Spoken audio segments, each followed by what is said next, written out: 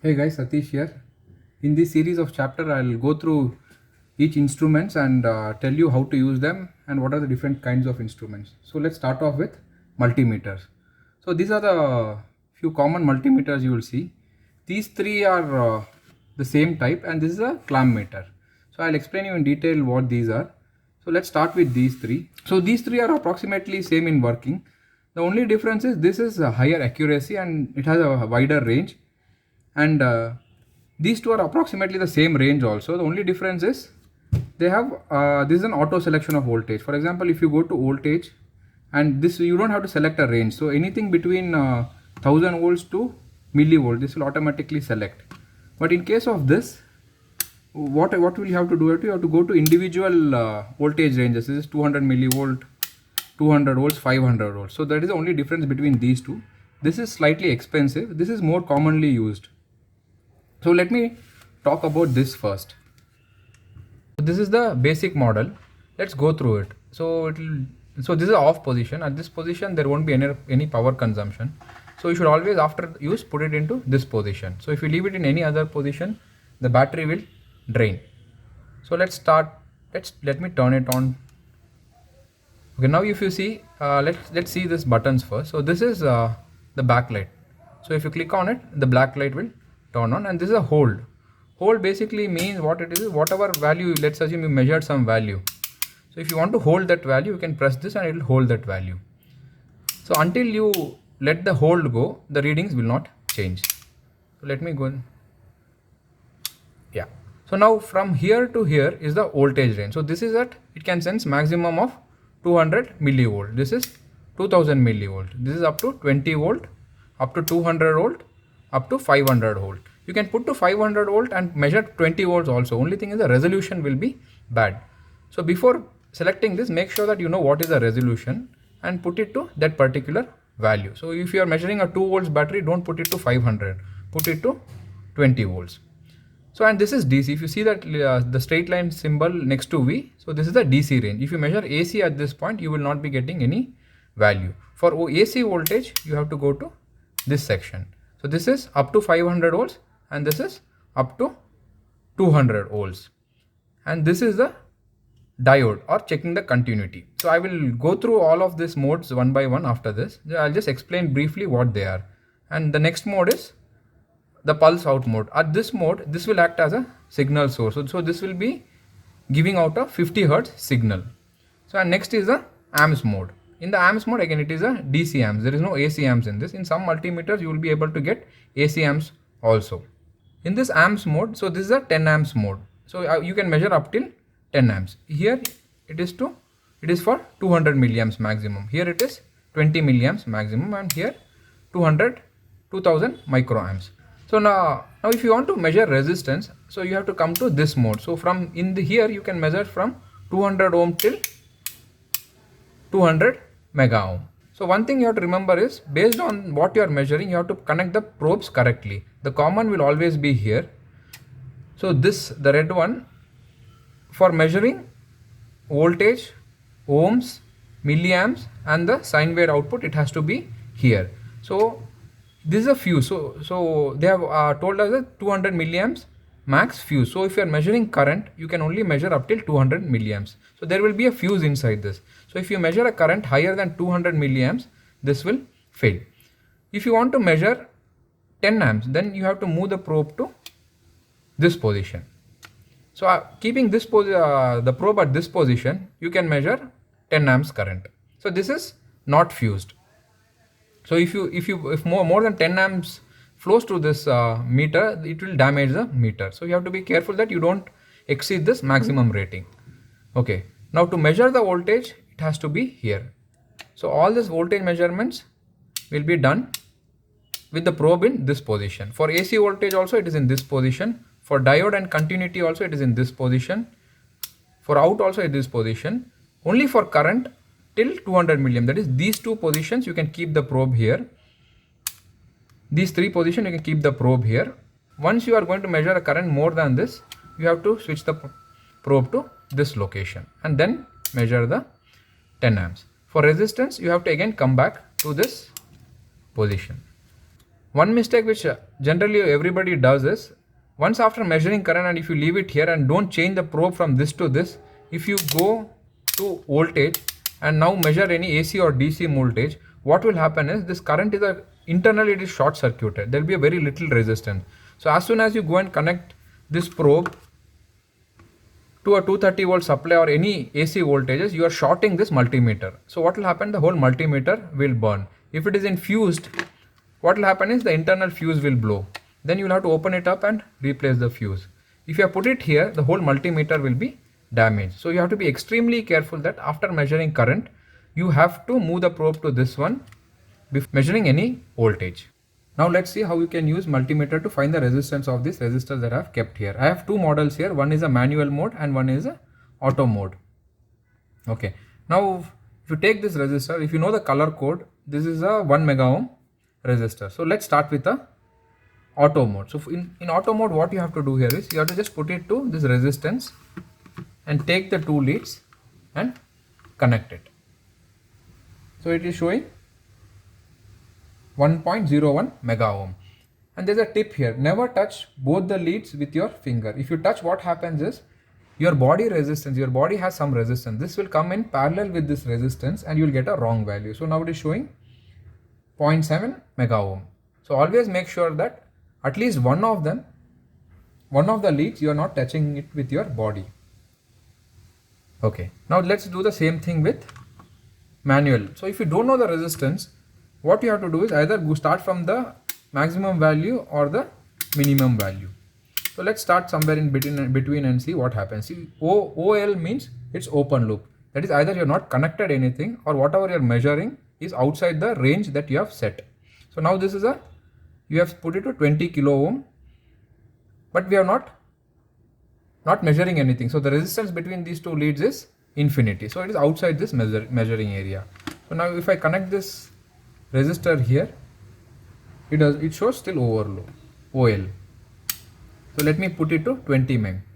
So now if you measure this, it will show around 1 meg. Again, never touch both the terminals with your finger. Always make sure that only one of the leads are not touched. Okay, now it's showing 1 mega. So now let's take up the next resistor. So this is a 33 kilo ohm resistor. So you can measure 33 kilo ohm keeping it in 20 meg, but the resolution will be very bad. You will not be able to make out what is the value. So always come one lower, 33. So now you know approximately at what range it is. Then 20, it will not measure, it will show OL.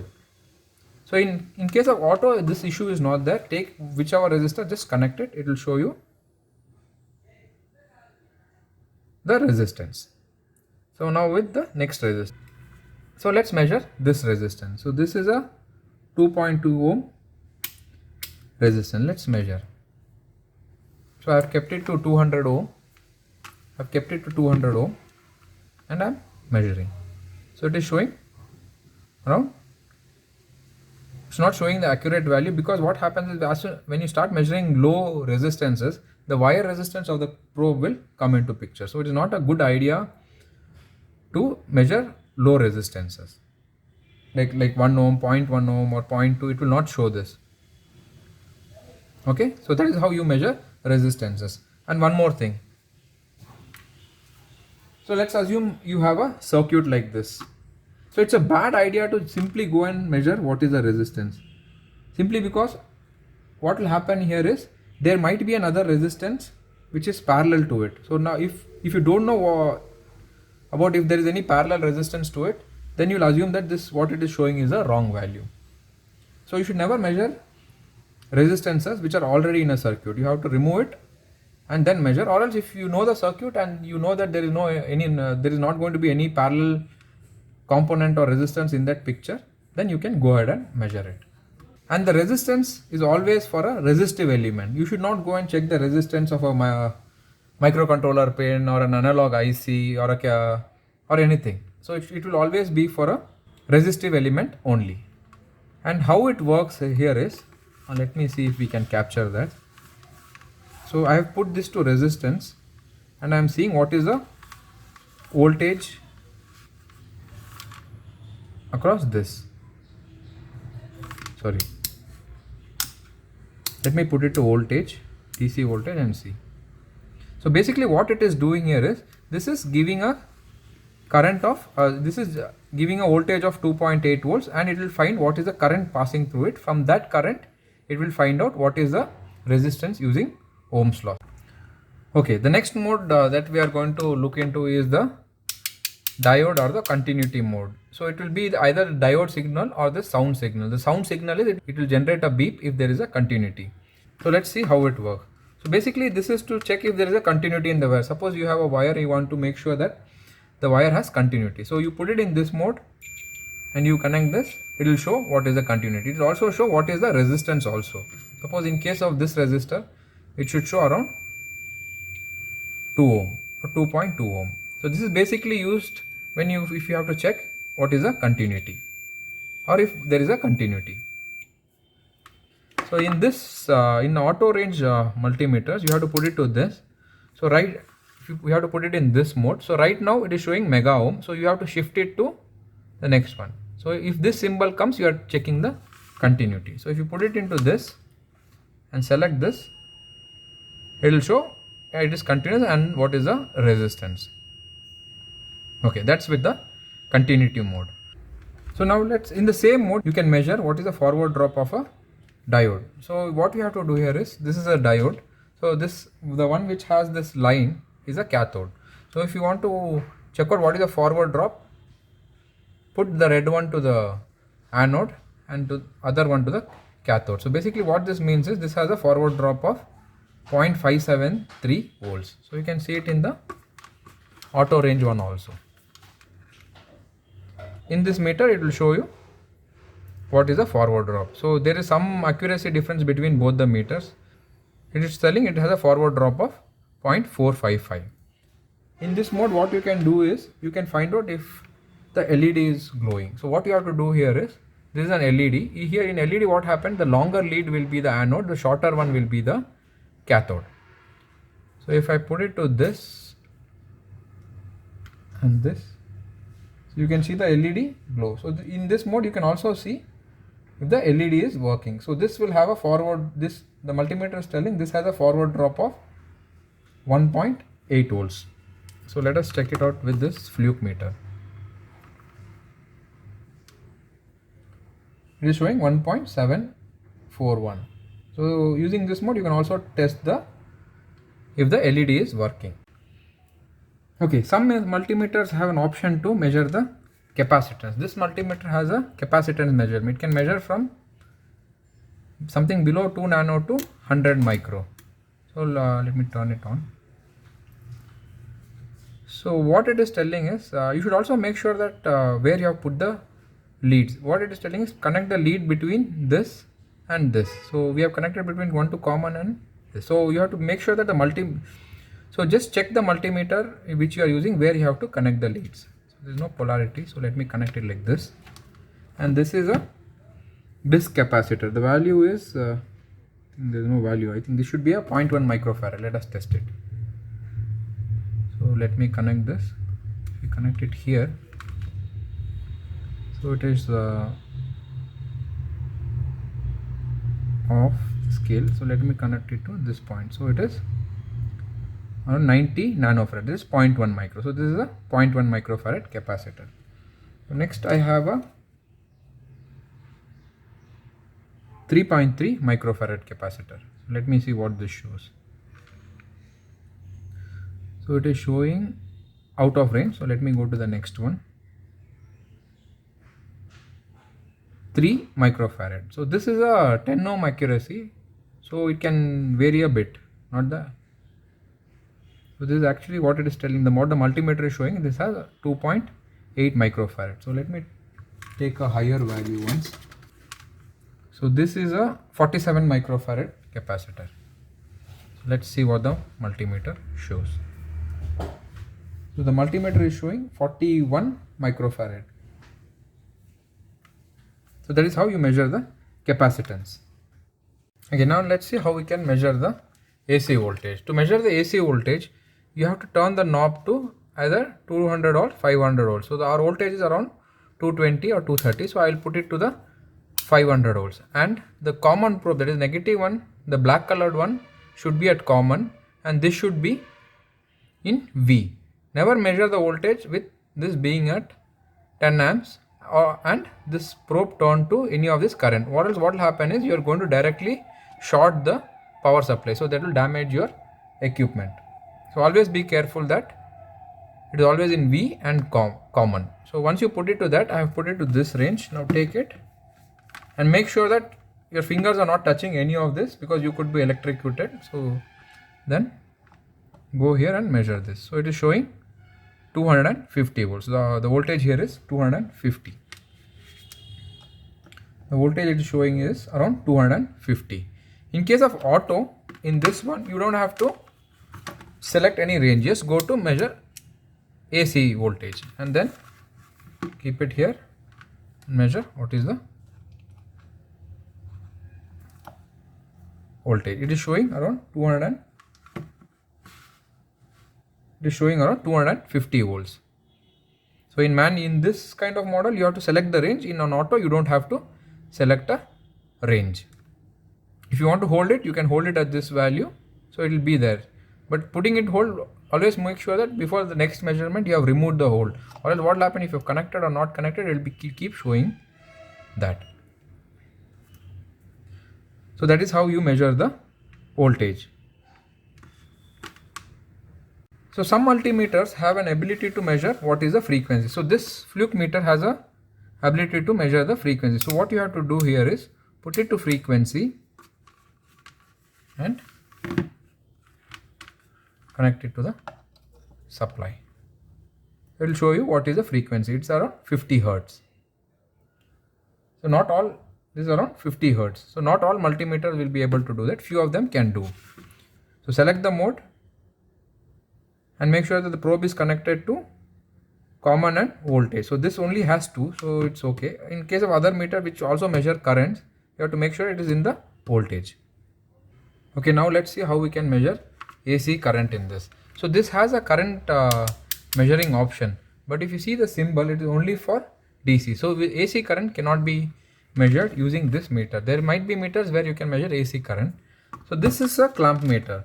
So this is specifically built to measure current. So this is a clamp on type meter. So what you can do here is, if there is a wire coming like this, if you want to measure the AC current, you can put it to this, then just clamp it. It should show what is the AC current flowing through the wire. So basically how it works is, it will pick up the magnetic field that is generated which is proportional to the current flowing through this wire. So it will sense the magnetic field and determine what is the current flowing through this. Okay, so for this setup, what I have is, I have a pretty high wattage AC bulb here. If you see this is what they use it for floodlights. So I'm not sure what is the wattage. Anyway, we can calculate what is the voltage and current and find out what is the wattage. So I'm going to keep it below. This is a very high intensity one. It will generate a lot of heat. I will keep it somewhere else for this experiment.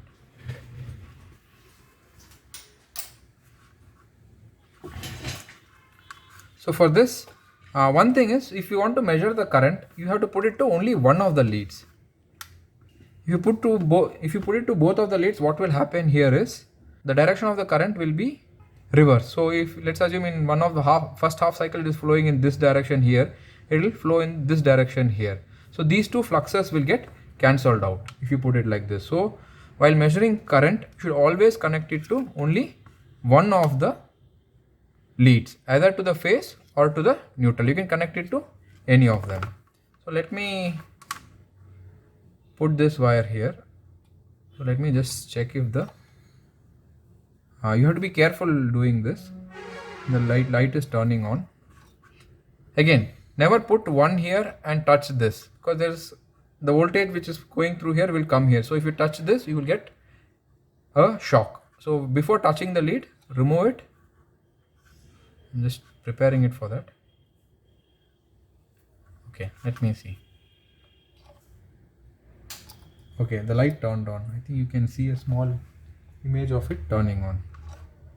Okay, let me put the lead through this and find out what is the current. Hope you guys can see this. Let me put the lead. So it is up above around 4 amps. So 4 amps into 250 volts. So that will be the wattage. I think it's a 1 kilowatt bulb. Okay, that is how you find out the current using a clamp meter. So the next is, let's assume that this current was small and this was not able to pick it up properly. So this, I'm not sure what is the rate. Let's assume this is rated for 200 amps of current. So measuring 4 amps will have less accuracy. So what we can do here is we can make multiple loops of this wire. Let's assume, let me make one more loop with this. So now there are two wires flowing through the core. See, this is one and this is the second one. So now the current should have doubled. So it is 7.73. So if you want better accuracy, you do multiple loops. For example, if this is a range of, it is meant to measure 200 amps. If you measure 4 amps, the accuracy will be lower. So you can make multiple loops of it. So let me remove this. This is the third loop. This is the fourth loop. So basically you should not count the loops, number of times the conductor is passing. This is 1, 2, 3, 4. So this should give you 4 times the current. If it was 4, it should give us 16. So it is giving 15.64. This way you can sense lower current using a higher range of meter. Okay, now let's see how we can measure current. So let's recap how we measured the voltage. So in case of AC voltage, what we did was we just kept the one lead here and one lead here. Let's assume this is phase or neutral. In case of DC also, what we are going to do here is, if this is a DC voltage, this is the positive and negative. We are just going to keep the multimeter lead at this point and one more lead at the other point to find out the voltage. So we did not have to break the circuit. If there was so, we can just take the lead and keep it there. This is like similar to our initial. There is a tank of water. If you want to know the potential, that is at what level it is filled, you have to just know the height. So in case of source, we are going to do this positive and negative. I'm just going to connect the multimeter here or here and find out the voltage. In case of AC, we are always going to get VRMS voltage. So AC is measuring the RMS voltage, but current is not like that.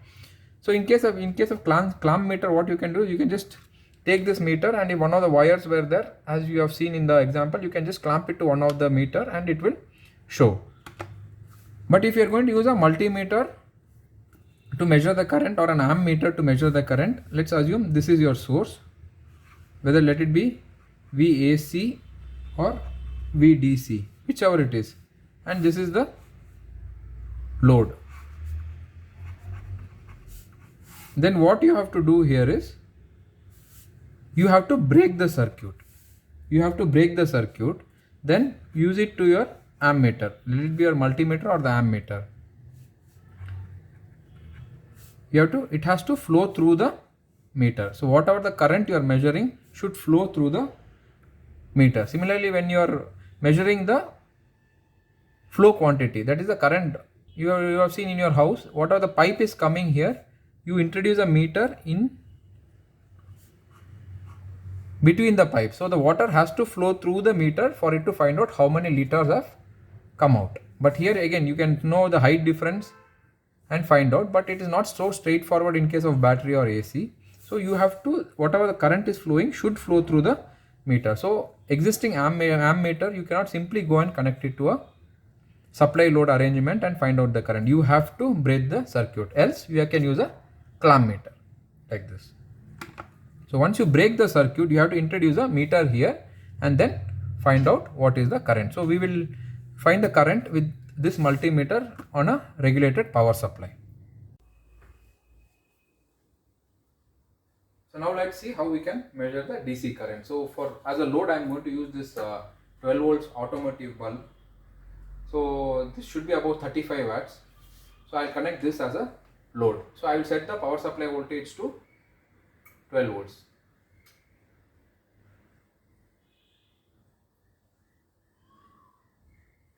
So I have set it to 12 volts.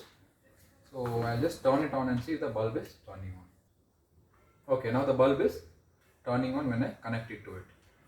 So now To measure the voltage, what we did was we directly connected it like this.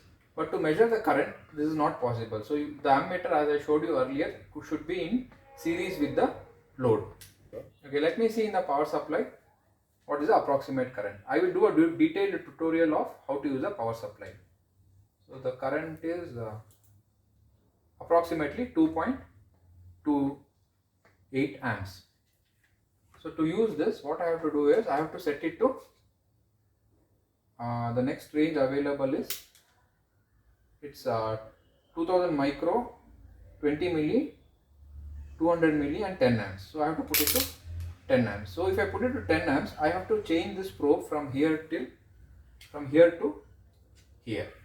Okay, now what I'll do is I'll connect the positive. So the ammeter can be connected either in the positive lead or negative lead. It will show the same value because it's a same current which flows to the positive and negative. So I've connected one of the terminal, one there. So the other one I will connect it to the multimeter. So now basically I am connecting it in the negative lead. So I will see what is the current now. The current is 2.24. So this is how you have to measure the current. Okay, now let's measure something which draws currents in milliamp. So this is one of the boards that we use. So this is a board, it should not draw more than 100 microamps. So let's see how it. So this is where is plugged in. It's a 12 volt circuit. So now this, if I connect it to the power supply, the board is turning on. So here you can see it is approximately some 30 milliamps. So let's connect the multimeter and see how much it is drawing. So this time I will connect it to the positive. So negative of the load, I am directly connecting it to the negative of the power supply, and the positive I am connecting it here. So if you are connecting this probe in the reverse, it will show negative here. So now, since I know the current is less than 100 milliamps, I will shift the mode to this one where the maximum is 200 milliamps. Then also I have to shift this 10 amps probe to this position. So now if I connect this here, you should see it is drawing 36.2 milliamps. So if I reverse the polarity, now this is the correct polarity because positive, the flow of current is from positive to the positive lead, then to the negative and going to the circuit. So if I have interchanged this connection, the voltage is around 12 volts. That is why I am directly touching it with my hand. If it's anything more than 60-70 volts, I should not be touching it directly. Now if you connect this, it is showing in negative.